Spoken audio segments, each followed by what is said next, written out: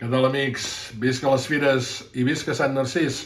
Seguim repassant a través d'aquests vídeos promocionals el meu llibre Les Fires de Sant Narcís, que forma part de la col·lecció dels quaderns de la revista de Girona.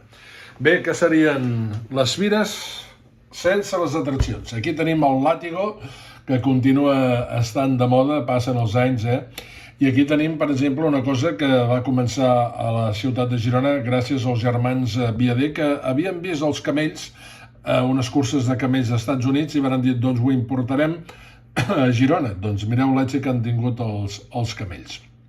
Bé, aquí podem veure una entrevista amb el Joan Bagó, president de l'Associació de Firaires de les Comarques Gironines, i aquí podeu saber quan paguen les atraccions, perquè aquesta és una de les grans preguntes que ens fem, no? Quan paguen els firaires?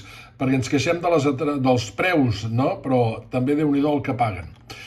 També tenim capítols dedicats als xerraires, als nans, als mèdiums, us en recordeu del niño cocodrilo, de la mujer aranya. Bé, hi ha un capítol dedicat a això, fins i tot hi havia una dona que l'enterraven viva fa molts d'anys. També tenim un apartat dedicat al circ, a les titelles, als altres espectacles, al seguici popular, els capgrossos, els gegants, les sardanes, els castellers, també les cantades d'havaneres i també els esports. Per exemple, aquí veiem a Kubala aixecant el trofeu de fires que s'enfrontava al Futbol Club Barcelona contra el Girona. En seguirem parlant en propers vídeos. Visca les fires!